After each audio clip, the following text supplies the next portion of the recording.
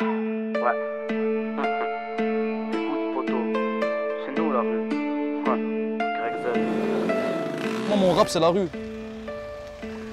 Et tu peux pas rapper la rue si tu l'as pas connu ou si tu sais pas ce que c'est, frérot. Il y en a plein, ils disent la rue, pas la rue, frérot. Là, ils connaissent des gains, ils connaissent personne.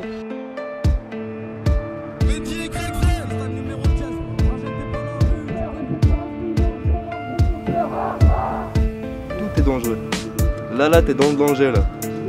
Là, t'es au milieu du danger. C'est la rue en personne. Sur le bon Dieu, on a besoin de dégains.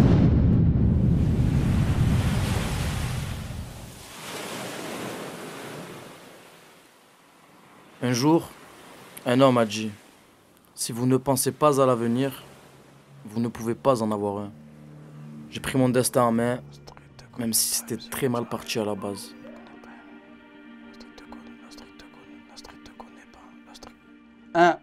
Je m'entends pas là. Je sais pas, non, je crois pas, non, je m'entends pas là. Ah, là, ouais. Néné, tu peux me monter un peu?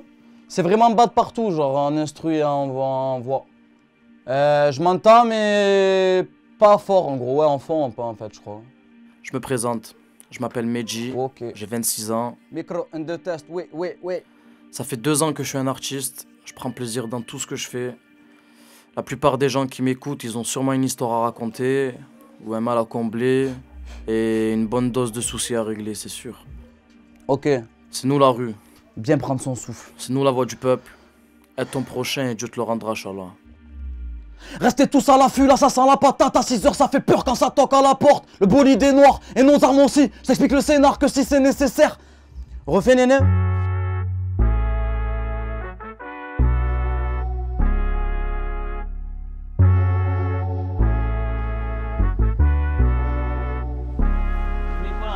Vas-y, mets-nous de la musique, mon pote. Tape la crime, qu'est-ce que tu me racontes? Mets-moi la crime. Paye à boire, les gars. Oh. Dis à quoi maintenant? C'est toi qui parles. 10. On fait 15. Couché. Ah, mais les gars, vous suivez pas les jeux, ça fait quoi à chaque fois? Oui, le mec vient. Mais ce que j'ai moi. La mec, j'ai vu. C'est un jeune du désert, c'est un quartier un peu comme tout le quartier de Marseille. Hein. C'est la rue. Ça vend, ça braque, ça fait tout chez nous. Il y a tout. Tout ce que tu cherches, tu le trouves. Tu le trouves. Il y a tous les contacts que tu veux. Mon quartier 135, La Puenta, c'est là où j'ai grandi et appris la vie. Avant ça, j'étais jeune. J'oublierai jamais tous les souvenirs et toutes les personnes que j'ai connues ici, c'est des 100. J'étais là le jour où il y avait les TDM ici. On les a rendus fous. Ça leur lançait des grosses pierres, ils descendaient de leur moto, ils venaient en cavalier. Comme ils repartaient sur leur moto, on revenait. Psh. Ouais, mais c'était pour faire chier quand j'étais là. Et quand ils venaient par derrière, même ils m'ont attrapé, mon chiffonné en mode. À l'ancienne, on était connus surtout pour des, tu vois, les bagarres et tout. Après, ouais, voilà, on était connus aussi pour le vol et voilà. On volait tout, frère. On n'en est pas fiers, mais bon, on n'avait pas le choix. On a rigolé quand même, hein, tu sais, on a rigolé. Parce que des fois, tu vois, ça restait à 30, 40. Donc, tu vois, il y avait un vrai délire, tu vois, ça se clashait. L'autre, il revient de sa journée, tu as fait quoi? Ah, je suis parti voler, ouais, on sait, mais tu as fait combien? 300 €, ah, clochard, moi j'ai fait 500, tu vois. C'était la motivation. Si tu faisais pas d'argent, on se moquait de toi, tu vois. Ah, on a fait bordel, tu fou, on rentrait à 10 dans des bâtiments, on cassait toutes les portes, frère, et on trouvait pas 1 €. Il y a personne qui a fait le million ici, à part Jules, boss de la musique. Sors le grosse volet, car même si la roue est voilée, pétard en billets violets, te déshabille pas, je vais te violer. Tu vois, Jules, avant, il était là, il faisait ses sons. Nous, on allait faire notre vie. Lui, il restait comme ça, à écrire dans sa voiture. Il se privait, tu vois. Il a vraiment cru en lui, tu vois. Vraiment, mais vraiment. J'en ai pas vu 2 comme lui, tu vois. Pendant que lui décrivait des textes, nous, on allait faire nos conneries, tu vois. Et quand on revenait, alors, vous avez fait quoi? Ah, c'est bien, tu es bien et tout, à l'aise et tout. Ah. Suivez-moi, les gars. Suivez-moi, les gars. Lui, vraiment, il écrivait que des textes, donc tu vois, ça a payé. C'est le travail qui paye. Après, moi, je me suis réveillé plus tard, tu vois, j'aurais jamais cru que j'allais faire rappeur. Hein. Tu m'aurais dit, je vais faire rappeur, j'aurais dit, ah, ça va, et toi, tu vas faire escorte. Tu vois ce que c'est? C'était impossible dans ma tête. Après, voilà, c'est parti de là, je suis un rappeur maintenant. On a tout tenté, nous on fonce dans le tas. On préfère planter, faut que le full contact. Même les paillots de Marseille font des cambus gantés. C'est le cri du guetteur, l'inspecteur en Clio, le gérant en gros moteur. Ils sont venus à 22, fais fumer le 22, je suis devant le bloc 22. Là je suis calé sur scène. Aha, c'est un titre que j'ai écrit en janvier 2018. C'est le son qui m'a propulsé et qui m'a donné confiance en moi. Grâce à Jul, j'ai pu le faire en direct à Skyrock et ça m'a beaucoup aidé. Aujourd'hui, il a plus de 7 millions de vues en totale indépendance, sans pub, sans rien. Donc ça fait vraiment plaisir. J'ai fait une série de G-Freestyle. Les gens, ils ont vraiment accroché à ça après le titre Aha. J'ai pu en faire un à Toulouse, à Lyon, à Montpellier, à Nîmes. Ça m'a fait vraiment plaisir de rassembler des foules qui me soutenaient alors que j'ai même pas encore sorti un album. J'ai la boule au ventre pour la suite. Le client ça le baise, on ne vend pas de barrettes ici. J'ai vu des blancs, des jaunes, des noirs, des mats, des gens métissés. J'ai entendu Aha, j'ai entendu les pneus crises. Je m'inspire beaucoup des problèmes des gens, des miens, car c'est ça la vie qu'on mène en fait. On sait ce que c'est le frigo vide, on sait ce que c'est dormir dehors, on sait ce que c'est le manque d'argent, on sait beaucoup de choses mais on sait pas tout, parce qu'il y a toujours pire ailleurs.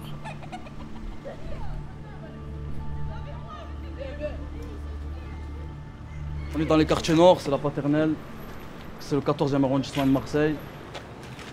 C'est un quartier où tu vois, je pense que les familles ne gagnent pas beaucoup d'argent par mois, tu vois, c'est un peu la misère, tu vois, il y a des coques. Il y a plein de bordel par terre, tu vois le décor, hein, tu le vois toi-même. Ici, c'est réputé pour leur bon shit. Ils ont du bon shit ici. Il y a tout Marseille qui vient, tu vois. Même les Condés. Ça, c'est un ami de Londa, tu vois ce cacahuète, j'étais en prison avec lui. Il était dans la cellule à côté de moi, voilà. Ouais, bon ami de Londa. Bâtiment B, hein. Lui, il faisait que des bagarres, lui. Il était pas calme en prison. J'ai des bons souvenirs, après on en garde que les meilleurs, on va pas garder les mauvais. Mais il n'y a que des bons souvenirs à garder. C'est la prison, hein. Tu as compris, on a fait... Ouais, toute ma peine, je l'ai fait, il était là, lui. Après, je crois qu'il est sorti avant moi, lui, il m'a pris les re-rentrées. Ouais, malheureusement, moi, je suis rentré, voilà. C'est la pas du gain, c'est comme ça. Ouais, mais après, j'ai pu le suivre sur les médias, sur les réseaux sociaux. J'ai vu qu'il avait percé, le frère. Ça m'a fait vraiment plaisir, j'avais hâte de le rencontrer pour lui dire alors comment ça se fait pas. Parce qu'il m'avait laissé, moi, 2-3 fois, t'inquiète pas, dès que je vais sortir, te casse pas la tête pour moi. Et je l'ai laissé, moi, le temps il a passé. Et je l'ai recroisé sur les réseaux sociaux. Et là, maintenant, je le crois, ça me fait gravement plaisir de le voir, le frère. C'est un bon, voilà, c'est un bon. C'est quoi que j'aime bien, moi, à Marseille, des fois, dans chaque quartier, c'est que tout le monde a des idées. T'as vu, pour mettre des bâtons dans les roues au Condé, comme là, regarde. Tu vois le slalom que c'est. Là, les Condés, ils viennent, ils peuvent pas venir en courant en direct. Tu vois, soit ils sautent, soit ils passent. Je sais pas comment ils vont faire, mais c'est leur problème. Hein. Viens, suis-moi, je t'emmène un peu derrière. Tiens, moi il faut 3 verres. Bah, mon job, vendre du shit et de la coke. Hein. Tous les jours. H24, non-stop. Quand il y a besoin d'argent, tu fais un super temps plein. Quand tu as de l'argent, tu fais un temps plein, ça suffit. Comment je le vis? Avec un peu de stress, un peu d'adrénaline. Et après le reste, on fait avec. Hein. Tout est dangereux. Là, t'es dans le danger. Là, t'es au milieu du danger. Tout le monde aurait aimé faire autre chose. Qui aurait pas aimé faire autre chose? Jago. Ouais. Serre-leur la machine, s'il te plaît. Ouais. Il y a du mal là. La marche, on avance, s'il vous plaît. Allez, la marche. Voilà, tu as vu ici, ils se débrouillent comme ils peuvent, tu vois, parce que là, il y a l'hiver qui arrive, ils ont commencé à préparer leur petite palette, c'est pour mettre le feu, ça. Ils se réchauffent comme ça. Là, c'est leur fauteuil du guetteur. Et comme ça, au moins, ils ratent pas l'entrée du quartier. Quand il y a les Condés qui rentrent, ils crient ah, c'est Marseille, frère. Moi, tu vois, je vais jamais avoir honte, frérot. Puis il n'y a aucune honte à avoir, parce que, frérot, moi, je préfère un mec qui prend des risques et qui trouve son argent, qui fait du mal à personne. Bon, allez, il vend de la drogue, peut-être qu'il fait du mal à la personne, mais c'est le mec qui va aller prendre de la drogue. C'est pas lui qui lui dit tiens, c'est l'autre qui vient en demander. Et je préfère les gens comme ça, frérot, plutôt que les gens qui volent leur mère ou qui frappent leur mère, maman, donne-moi 10 € ou je sais pas quoi. Tu as vu, moi, j'aime pas les gens comme ça. Et tu vois, les gens qui se débrouillent, frérot, j'admire ça, moi. Tu vois, d'une manière ou d'une autre, hein, tout le monde fait comme il peut, frère. Il y en a, ils sont pas bons à l'école, il y en a, ils sont pas bons au travail. Mais il y en a, ils se laissent pas abattre, frérot. Je connais des gens, ils ont pas de famille, ils ont rien, frérot, ils ont des sous de côté, tu sais même pas, frère. C'est Marseille, cousin. Voilà.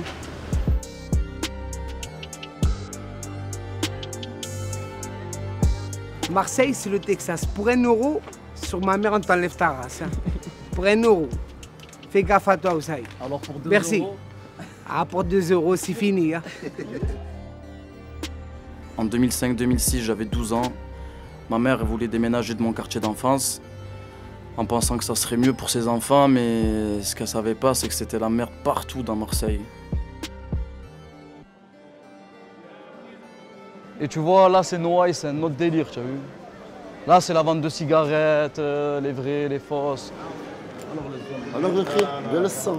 Tu vois, lui aussi, j'étais en prison avec lui. Il était en prison avec moi, hein. C'est le poteau, c'est le frérot. Hein. Le premier qui m'a fait boire une goutte de grenadine, je crois, après un mois de gorgée d'eau. Je le connais en prison, je l'ai connu comme c'était un frère que j'ai connu quand j'étais petit, quand j'étais bébé. Il connaissait mes bons collègues aussi. Il connaissait ses vrais collègues, ses bons collègues, après je l'ai connu, et voilà, on a eu un bon... Mais il est réglé, lui, voilà. Que des allers-retours, lui aussi. C'est normal, hein. C'est la vérité, c'est la rue, c'est la loi de la jungle. Après, ici, c'est centre-ville, hein, c'est la capitale du vice. C'est la capitale du vice. Ils ont tout fait apprendre à tout le monde ici. Karaté, tu sais ce que c'est karaté? Ils savent pas ce que c'est karaté. C'est un petit truc léger, tu vois. Comme ça, voilà, tu vois, tu fais clac, clac, clac, tu prends tout dans la poche, hop. Léger. C'est le vice d'Anville, c'est Anville. C'est le vice du CV.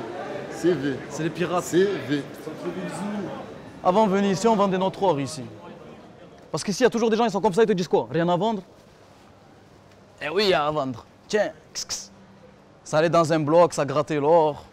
Donne-moi mes sous, je me taille, hop.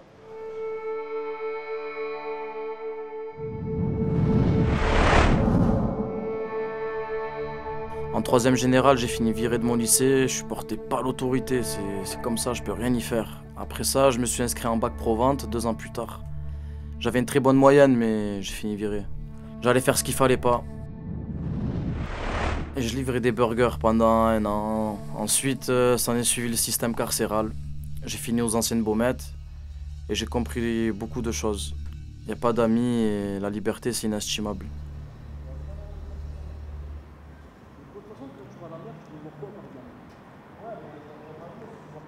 Tu vois les fenêtres qui sont en octogone là?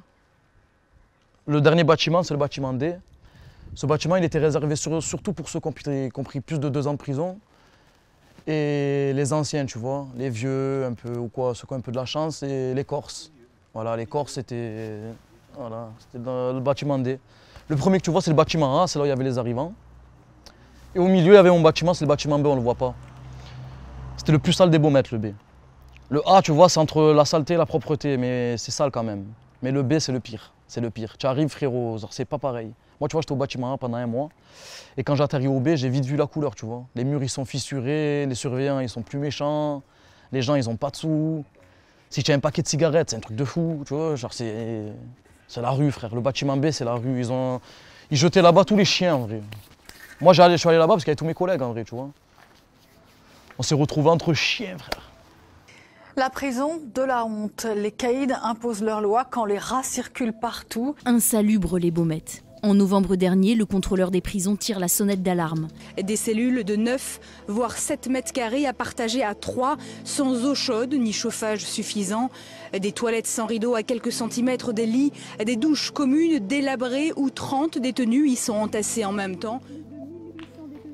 Bah, tu sais, ici, il y a des gens, ils viennent, ils crient des fois. Oh Hakim, oh Mehdi, oh l'autre aussi. Et les gens, ils répondent. Et de temps en temps, c'est rigolo, parce que des fois, il y a des gens, ils appellent, et qu'il y en a, ils n'ont rien à faire, ils insultent. C'est rigolo, ça, tu vois, parce que ça s'insulte de dehors à dedans. C'est un délire, ça. C'est quand tu t'ennuies, ça, tu es en cellule, il n'y a rien à faire, frère. Le premier qui crie, tu regardes. Et tous ceux qui lançaient des... Avant, on était en promenade, et en avis, ils se faisaient lancer des parachutes. Avant, on appelle ça les parachutes. Dans les parachutes, c'est des boules, en fait. Sophistiquées pour pas que ça se casse dedans, mais des téléphones, ou des couteaux, ou même à manger, de l'alcool. On peut mettre de tout et n'importe quoi dans les boules. Et ça allait là-bas, là, tu grimpais un petit truc et ça lançait. Il y avait quoi? 3 murs d'enceinte qui séparent et ça atterrissait dans la promenade. Après là, je vais te montrer. Ça, c'est l'entrée des Baumettes, tu vois, pour tous ceux qui font des parloirs, les familles pour les parloirs et tout, ils font la queue ici, tu vois, ils rentrent par là. Putain, je suis bien là, je suis du bon côté, frère. Le mur de la liberté.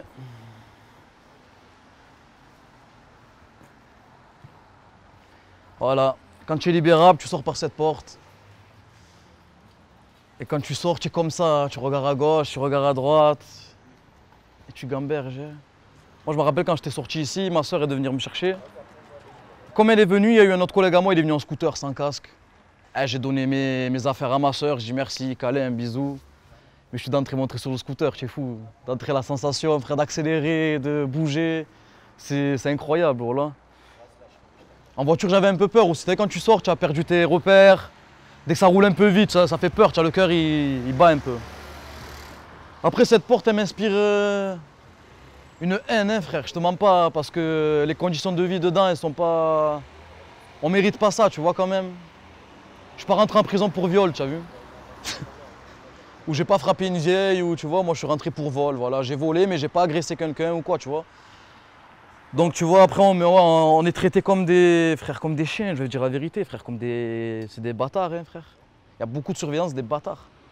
Il y en a, ils sont braves, hein, il y en a, c'est des humains, tu vois, ils sont compréhensifs. Mais il y en a beaucoup, c'est des enfoirés, frère. Ils veulent pas parler avec toi, pour eux, tu es un vaurien, tu es qu'une merde. J'espère pour tous qu'ils sortiront vite de cette cellule, tu vois. Ça fait mûrir, de toute façon, hein, tu vois. Il y a toujours un bien dans un mal. Ça fait mûrir, tu vois ce qui tes amis, tu revois tes ambitions. Frère, tu es seul au monde, tu es dans la jungle. Donc tu vois, quand tu te connais pas à toi-même et tu rentres ici, tu sais qui tu es. Et moi, je sais que je suis un débrouillard, frère. Dans mon enfance, j'étais un peu solitaire. Souvent, je jouais seul dans ma chambre. J'aimais les voitures, les motos, la mécanique et les nanas, mais j'étais timide un peu. À l'école, j'étais plutôt bon élève, mais vers la 5e, je suis parti en couille. Je préférais rigoler, faire pleurer les profs. Pourquoi? Parce que j'étais jeune et con. Vraiment.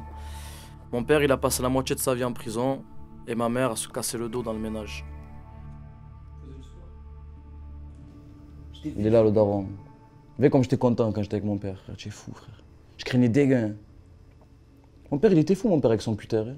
Il voulait tuer tout le monde. Moi, j'étais trop content.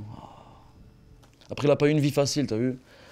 Lui, il avait vraiment une famille nombreuse, tu vois. Il a 4 frères. Il a 3 ou 4 sœurs. Frère, il a une famille de fous, tu vois. Ça veut dire les parents, ils n'ont pas pu bien s'occuper pour tous les enfants.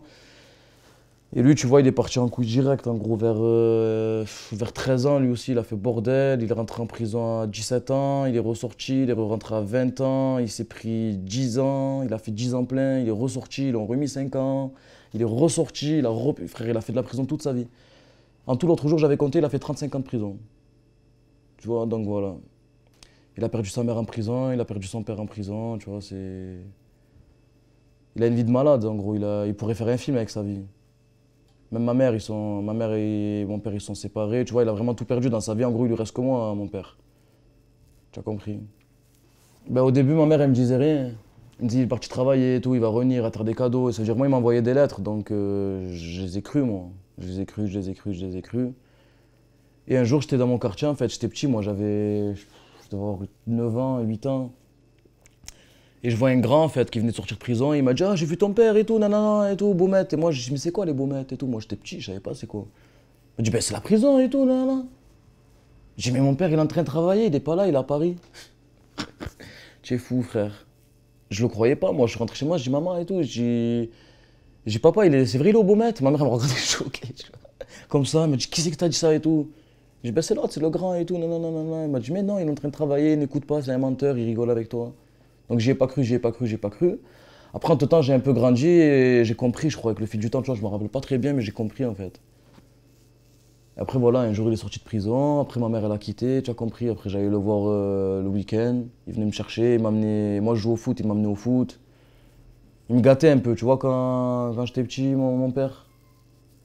Après, sinon, voilà, j'ai vécu avec ma mère, en gros, en général. Après, mon père, je lui en veux pas, je lui en veux sur rien. Moi, je suis fier de mon père, tu vois. Il n'a pas oublié son fils. Il a toujours fait ce qu'il faut pour moi, tu vois. Et voilà, même là, il est content que je suis dans la musique. Il n'y a pas longtemps, je voulais arrêter. Il a pété les plombs, il m'a appelé, il m'a dit oh, « Pourquoi tu arrêtes la musique et tout ?» Non. C'est fou. Il commence à insulter des rappeurs. Je sais même pas qui connaissait des rappeurs, les noms des rappeurs. Il me dit oh, « Je vais frapper lui, je vais tuer lui. » Je dis « Mais pourquoi ?» Il me dit je m'en fous. Si tu rappes pas, il rappe plus. »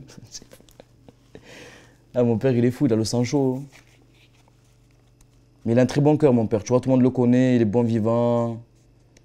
C'est comme un jeune, tu vois. Lui, il va pas parler à un jeune en faisant la morale ou lui prendre la tête. Mon daron, il est comme il est, c'est comme un jeune, tu vois.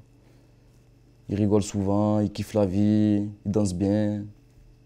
Voilà, c'est le Darsuf. Il est encore là.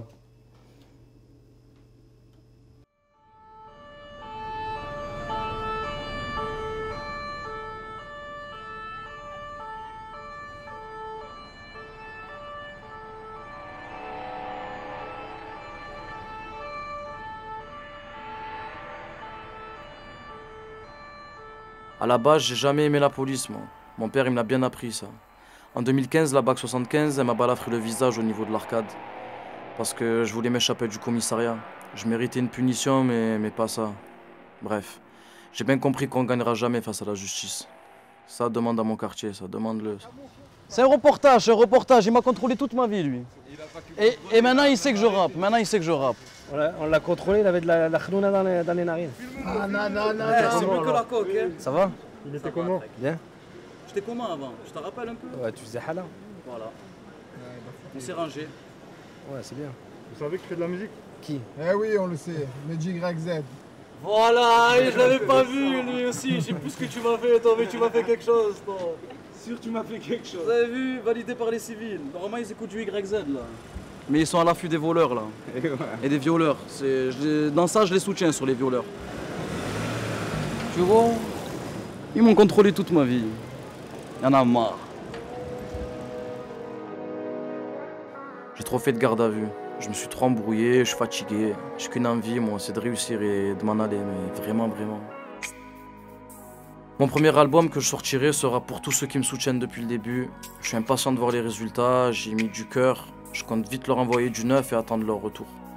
J'aimerais aboutir à quelque chose, sortir ma famille de la merde et faire passer ce putain de message. C'est nous la rue. Le meilleur reste à venir, je fais tout pour devenir meilleur de jour en jour. Je vise haut. On a trop galéré dans la vie. Et j'ai retenu une morale dans Scarface. Je veux le monde, Chico. Et tout ce qu'il y a dedans.